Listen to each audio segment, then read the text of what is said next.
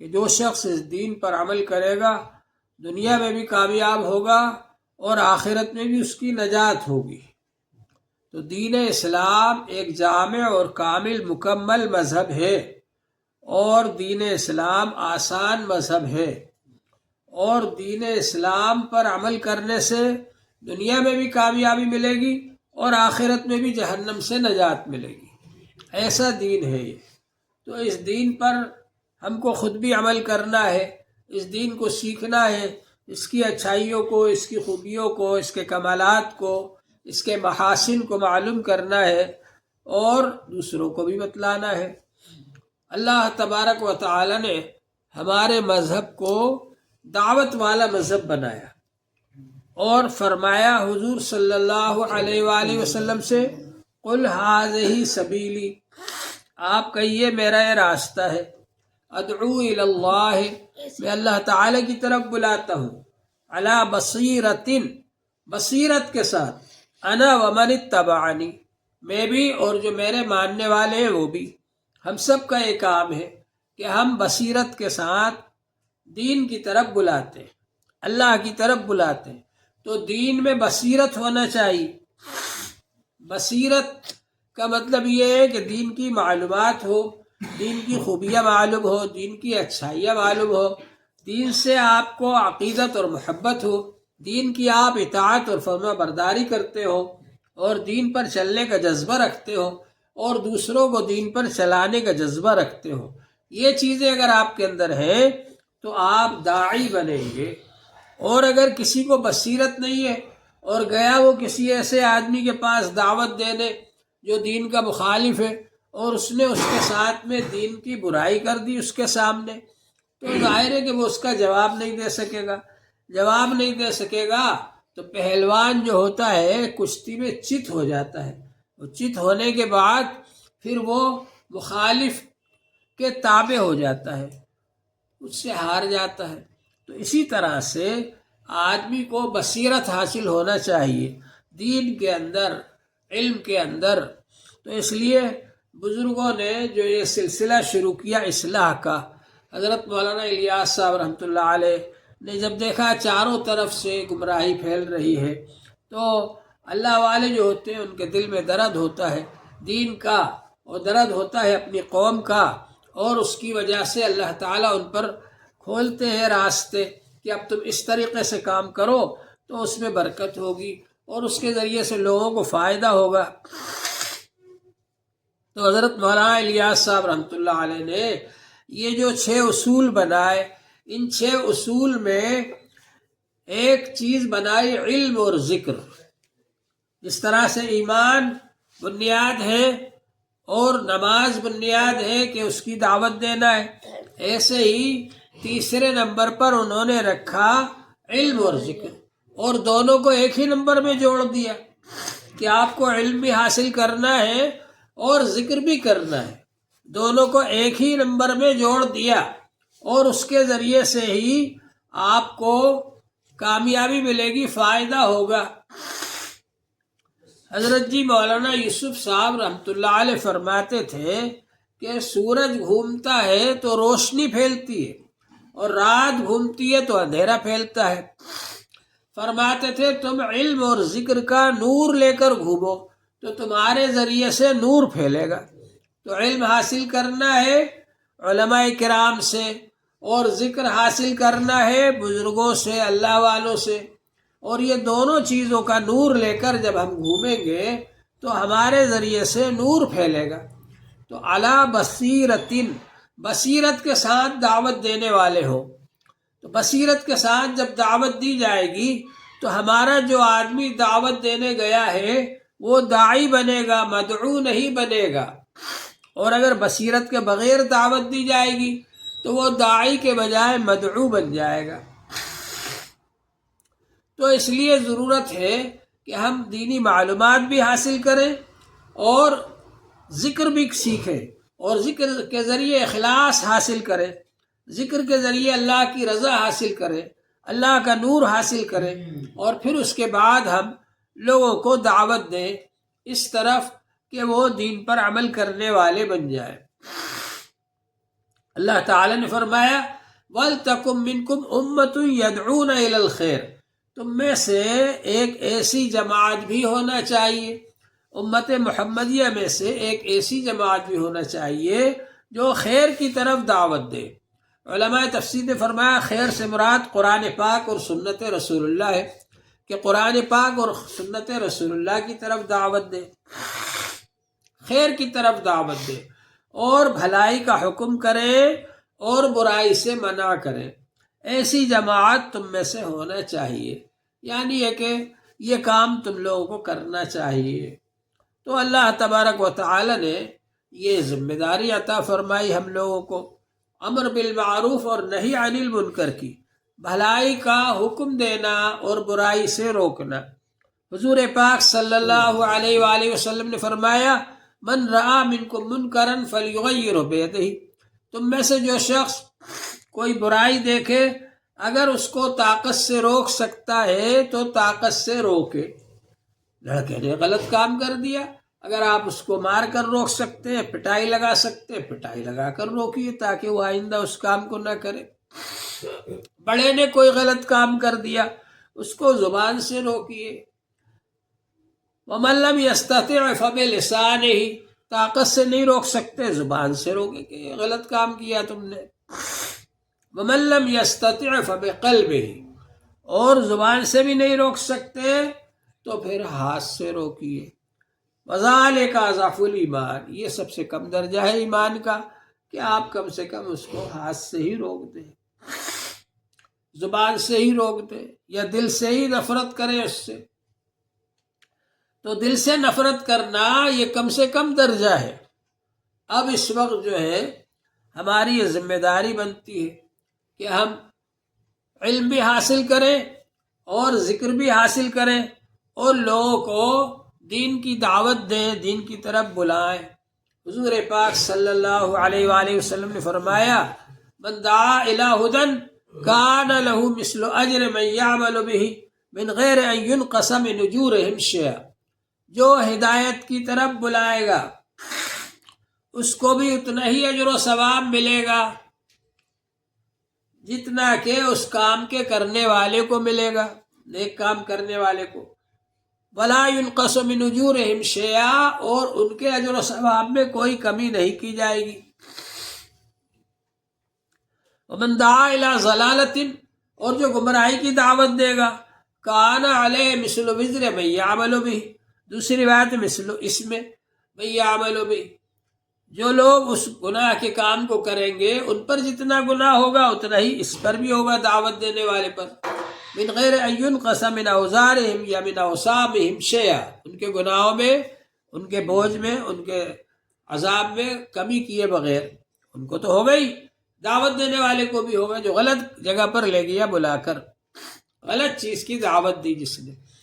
تو یہ حق کی دعوت اور باطل کی دعوت، خیر کی دعوت اور شر کی دعوت، اسلام کی دعوت اور کفر کی دعوت، یہ ہر زمانے میں چلتی رہی اور چلتی رہیں گی۔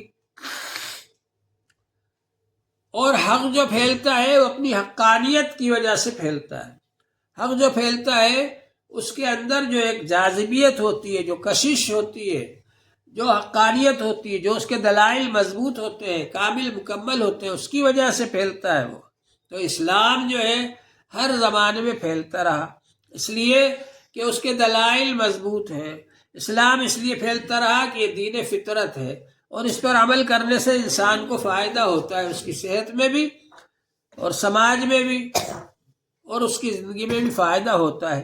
تو انسان جب اس پر عمل کرتا ہے تو راحت محسوس کرتا ہے۔ اس کے مقابلے میں جو دوسرے مذہب ہیں، دوسری فیشنیں ہیں، دوسری تہذیبیں ہیں، دوسرے کام ہیں، رسم و رواج ہیں، ان کاموں کا جب آدمی کرتا ہے اس کو نقصانات ہوتے ہیں۔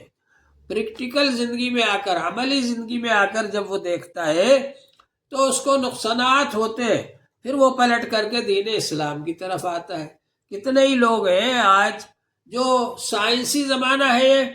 سائنسداں لوگ ہیں وہ، اور ریسرچ کر رہے ہیں، تحقیقات کر رہے ہیں ایک ایک سنت کے بارے میں، ایک ایک آیت کے بارے میں۔ اللہ کا یہ حکم ہے، یہ کیوں دیا گیا حکم، اس سے کیا فائدہ ہے انسان کو؟ رسول پاک صلی اللہ علیہ وآلہ وسلم نے یہ کام کیا، اس سے کیا فائدہ ہے انسان کو؟ ریسرچ کر رہے ہیں اور ریسرچ کر کے بتلا رہے ہیں کہ ہم لوگ زندگی بھر کی اپنی زندگی کھپا کر زندگی بھر کی محنت مشقت کے بعد جس نتیجے پر پہنچے، جس رزلٹ پر پہنچے، 1400-1500 سال پہلے حضور پاک صلی اللہ علیہ وسلم نے وہ حکم دیا اور وہ قرآن پاک میں نازل ہوا اور وہ حضور صلی اللہ علیہ وسلم نے کر کے دکھایا۔ تو وہ لوگ اسلام کی طرف آ رہے ہیں اور ہم لوگ نسلی مسلمان، ہم کو وراثت میں اسلام مل گیا تو ہم اس کی قدر نہیں کرتے، ہم دوسرے لوگوں کے رسم و رواج، دوسرے لوگوں کی فیشنوں پر رال بہاتے۔ تو بہرحال اسلام ہر زمانے میں اپنی حقانیت کی وجہ سے پھیلا، اپنے اندر کی جاذبیت کی وجہ سے پھیلا، کشش کی وجہ سے پھیلا، اور اس وجہ سے پھیلا کہ اسلام کے اندر ایک اللہ نے تاثیر رکھی ہے، اس تاثیر کی وجہ سے پھیلا اور آج بھی پھیل رہا ہے۔ یہ ہمارے سعادت اور خوش نصیبی ہوگی کہ ہم بھی اس میں حصہ لیں اور دوسروں کو دین کی طرف بلائیں اور دعوت دیں تاکہ وہ لوگ دین کی اوپر پوری طرح سے عمل کرنے والے بن جائیں۔ تو یہ جذبہ ہمارے اندر ہونا چاہیے۔ تو اللہ تبارک و تعالیٰ کا بڑا فضل و کرم ہے کہ اس نے ہم لوگوں کو مذہب اسلام عطا فرمایا اور مذہب اسلام سے پوری طرح سے فائدہ حاصل کرنا یہ اس وقت ہوگا جب کہ ہم اس کو پڑھے بھی، لکھے بھی، سمجھے بھی اور سمجھ کر کے پھر اس کے مطابق عمل بھی کریں اور دوسروں کو بھی اس کی دعوت دیں۔ بڑے افسوس کی بات ہے کہ آج مسلمان بھی اسلام کی خوبیوں کو، اچھائیوں کو، کمالات کو نہیں جانتے۔ اس کا یہ نتیجہ ہے کہ غیر لوگ ان کے دماغ میں جو شک شبے بھر دیتے ہیں، وہ شک شبے ان کے دماغ میں بھرے رہتے ہیں اور اپن سمجھتے ہیں کہ یہ مسلمان ہے اور اس کا نام بھی مسلمانوں کی لسٹ میں لکھا ہوا ہے اور ظاہری طور پر لوگ اس کو مسلمان سمجھتے ہیں، لیکن جب وہ مرنے کے وقت یہ وصیت کرتا ہے کہ اس کو جلا دیا جائے تو پتہ چلتا ہے کہ ارے تو کافر تھا، زندگی بھر مسلمانوں کے بیچ میں چھپا رہا اور اسلام پر اعتراضات کرتا رہا، دوسروں کے بھی دماغ خراب کرتا رہا وہ۔ اور اب تو یہ ہو رہا ہے کہ دوسرے لوگ کھل کر کے دعوت دینے لگے مسلمانوں کو کہ ہمارے ساتھ آ جاؤ، ہماری طرف آ جاؤ، اور کچھ لوگ نادان جو اسلام کو جانتے نہیں وہ لوگ ان کے ساتھ ہو بھی جاتے ہیں اور اس طرف چلے بھی جاتے ہیں اسلام کو چھوڑ کر۔ کتنی بڑی خوبیوں والا مذہب ہے، کتنے کمالات والا مذہب ہے، کتنا اچھا مذہب ہے اسلام، اس کو چھوڑ کر کے وہ دوسری طرف چلے جاتے ہیں۔ اس کی مثال ایسی ہے جیسے کہ ایک شخص ہے بازار گیا اور وہاں سے بکرا خرید کر لا رہا ہے۔ اب 2-3 ٹھگ راستے میں بیٹھ گئے اور انہوں نے سوچا کہ اس سے بکرا چھین لینا چاہیے۔ تو ایک ٹھگ نے کہا راستے میں، ارے کتا کہاں سے لے آئے تم؟ تو اس نے کہا نہیں کتا نہیں بکرا ہے۔ اب اور آگے بڑھے، دوسرا ٹھگ بیٹھا ہوا تھا، اس نے کہا ارے یہ کتا کہاں سے لے آئے؟ اس نے کہا نہیں صاحب بکرا ہے۔ اب اور آگے بڑھے تو تیسرا ٹھگ بیٹھا ہوا تھا، اس نے کہا کہ ارے یہ کتا کہاں سے لیے جا رہا ہے؟ اس نے سوچا کہ کہیں ایسا تو نہیں کہ میں ہی غلطی پر ہوں، کہ یہ کتا ہی تو نہیں، تو وہیں چھوڑ کر کے چلا گیا۔ گھر لے کر جاؤں گا تو گھر والے کہیں گے ارے بکرا لینے گئے تھے کتا لے کر آ گئے، تو وہ بکرا وہیں چھوڑ کر چلا گیا اور وہ جو ٹھگ تھے وہ بکرا لے کر بھاگ گئے۔ تو مذہب اسلام کے بارے میں لوگ جو اعتراضات کرتے ہیں ان کا یہی حال ہے کہ یہ آدمی جو مذہب پر عمل کر رہا ہے اسلام پر، یہ چھوڑ دے اس کو، اور ان کے پاس جو مذہب ہے وہ نہ ویسا کامل مکمل ہے، نہ اس کے اندر وہ خوبیاں ہیں، نہ اس کے اندر وہ کمالات ہیں۔ جو فیشن پر وہ عمل کر رہے ہیں وہ فیشن انسان کے لیے نقصان دہ ہے، جو رسم و رواج پر وہ عمل کر رہے ہیں وہ رسم و رواج انسان کے لیے نقصان دہ ہے۔ انسان اس کو سمجھ نہیں رہا ہے اور اپنے اچھے مذہب کو چھوڑ کر دوسری چیزوں کو اختیار کر رہا ہے۔ حضور پاک صلی اللہ علیہ وآلہ وسلم نے فرمایا ثلاث من کن فیہ وجد بہن حلاوۃ الایمان، 3 چیزیں جس شخص میں ہوں گی وہ ایمان کی مٹھاس کو پا لے گا۔ من کان اللہ ورسولہ احب الیہ مما سواہما، سب سے پہلی چیز تو یہ ہے کہ اللہ سے اور اللہ کے رسول صلی اللہ علیہ وآلہ وسلم سے اتنی زیادہ محبت ہو کسی سے بھی ویسی محبت نہ ہو، سب سے زیادہ محبت اللہ سے ہو، سب سے زیادہ محبت رسول پاک صلی اللہ علیہ وآلہ وسلم سے ہو، کسی سے بھی ویسی محبت نہ ہو۔ دوسری بات یہ ہے کہ من یحب المرء لا یحبہ الا للہ، اللہ تبارک و تعالی کی وجہ سے ہی کسی انسان سے محبت کرے۔ اگر کسی انسان سے دوستی رکھتا ہے، محبت رکھتا ہے، تو خالص اللہ کے لیے رکھے، اپنی غرض کے لیے نہ رکھے، اللہ کے لیے رکھے۔ اب اللہ سے اور رسول صلی اللہ علیہ وسلم سے سب سے زیادہ دوستی ہے، محبت ہے، یہ کیسے پتہ چلے گا؟ جب ایک طرف اللہ کا حکم ہو،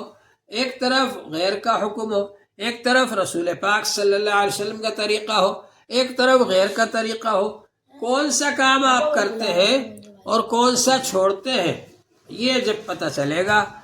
کہ آپ نے اللہ کے حکم کو پورا کیا، رسول پاک صلی اللہ علیہ وسلم کے طریقے کو اختیار کیا اور دوسرا کام چھوڑ دیا، معلوم ہوا کہ آپ کے دل میں اللہ کی محبت زیادہ ہے، رسول پاک صلی اللہ علیہ وآلہ وسلم کی محبت زیادہ ہے۔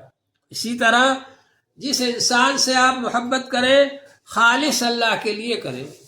من احب للہ وابغض للہ، جو اللہ کے لیے محبت رکھے اور اللہ کے لیے بغض رکھے، وَأَعْطَى لِلَّهِ وَمَنَعَ لِلَّهِ، اور اللہ کے لیے دے اور اللہ کے لیے ہی دینے سے رک جائے، فقد استکمل الایمان، اس نے ایمان مکمل کر لیا۔ تو اگر کسی سے دوستی ہو تو خالص اللہ کے لیے ہو۔ آج کل جو دوستی ہوتی ہے وہ اپنی غرض کی وجہ سے ہوتی ہے۔ مجھے آپ سے 100 روپیے لینا ہے، میں روزانہ آپ کے پاس جا رہا ہوں، سلام کر رہا ہوں، کہہ رہا ہوں صاحب دے دیجیے 100 روپے، اگر دے دیے تو لے کر بھاگ گیا تاکہ واپس نہ دینا پڑے، اور اگر نہیں دیے تب بھی بھاگ گیا کہ اب یہاں کام ہی نہیں بنتا، دوسرے کو دیکھیں گے۔ تو اللہ کے لیے جو دوستی ہوتی ہے وہ ہمیشہ رہتی ہے، دنیا میں بھی رہے گی اور آخرت میں بھی رہے گی۔ تیسری چیز یہ ہے من یکرہ ان یعود فی الکفر کما یکرہ ان یلقا فی النار، کفر کا کام کرنا، کفر کی بات کرنا اتنا ناگوار ہو، اتنا ناپسند ہو، اتنا برا لگتا ہو، اس سے اتنی نفرت ہو جیسا کہ آگ میں ڈالا جانا ناپسند ہے۔ کوئی آدمی اس بات کو پسند نہیں کرتا کہ اس کو آگ میں ڈال دیا جائے، تو جس طرح سے کوئی آدمی اس بات کو پسند نہیں کرتا کہ اس کو آگ میں ڈال دیا جائے، اسی طرح سے اس کو کفر کا کام کرنا اور کفر کی بات کرنا ناپسند ہونا چاہیے۔ ایک انگلی بھی کوئی آدمی اپنی آگ میں نہیں ڈال سکتا، تو ظاہر بات ہے جب اس کو برداشت نہیں کر سکتا تو کفر کی بات کو بھی برداشت نہیں کرنا چاہیے، کفر کے کام کو بھی برداشت نہیں کرنا چاہیے، اس سے بھی بچنا چاہیے۔ یہ 3 چیزیں جس میں ہوں گی وہ ایمان کی مٹھاس کو پالے گا۔ تو ہمارے اندر یہ جذبہ ہونا چاہیے کہ ہم خود بھی ایمان والے بن کر رہیں اور دوسروں کو بھی اس بات کی دعوت دیں کہ وہ بھی ایمان والے بن کر رہیں۔ ایماندار بننا بڑا مشکل ہے دنیا کے اندر، آدمی سب کچھ بننے کو تیار ہے لیکن ایماندار بننے کو تیار نہیں، بزرگ بننے کو تیار ہے، میں تو بہت بزرگ ہو گیا، میں یہ پڑھتا ہوں وہ پڑھتا ہوں اور میں اتنی نمازیں پڑھتا ہوں اور اتنا وہ کرتا ہوں، سب ٹھیک ہے، لیکن آدمی ایمانداری سے کام کرے، ایماندار بن کر رہے، اللہ پر بھی یقین رکھے کامل مکمل طریقے پر، اور اللہ نے جو احکام بتائے اور جو رسول پاک صلی اللہ علیہ وسلم نے احکام بتائے ان پر بھی عمل کرنے والا ہو۔ ایسا بہت کم لوگ کرتے ہیں۔ ایماندار بن کر رہنا، انسان کو انسانیت سکھانا اور انسان بن کر رہنا، لوگوں کے ساتھ میں اچھے برتاؤ کریں، اخلاق کے ساتھ پیش آئے۔ حضور پاک صلی اللہ علیہ وآلہ وسلم نے فرمایا بعثت لأتمم مکارم الاخلاق، مجھ کو اس لیے بھیجا گیا ہے کہ میں لوگوں کو اچھے اخلاق سکھاؤں اور لوگوں کو اچھے اخلاق سکھا کر کامل مکمل کر دوں۔ اخلاق کو کامل مکمل کرنے کے لیے مجھے بھیجا گیا ہے۔ تھوڑے تھوڑے اخلاق پر لوگ عمل کرتے، زیادہ پر عمل نہیں کرتے، میں مکمل اخلاق سکھانے کے لیے بھیجا گیا ہوں۔ تو حضور پاک صلی اللہ علیہ وسلم نے اخلاق سکھائے، معاملات بگڑے ہوئے ہیں، معاشرت بگڑی ہوئی ہے، دوسروں کی نقل کر رہے ہیں، نقالی کر رہے ہیں، دوسروں کی فیشنوں کو اختیار کیے ہوئے، دوسروں کے رسم و رواج کو اختیار کیے ہوئے، تو مسلمانوں کے اندر ان کے عمل میں اسلام نظر نہیں آتا، اس لیے غیر لوگ ہم لوگوں کو دیکھ کر دین کے قریب آنے کے بجائے دین سے اور دور ہو جاتے ہیں۔ تو اگر ہم خود دین پر عمل کرنے والے بن جائیں اور اس کی روشنی میں دوسروں کے ساتھ برتاؤ کریں، اور ہم یہ سمجھیں کہ ہم حضور صلی اللہ علیہ وسلم کے نمائندے ہیں، ہم اس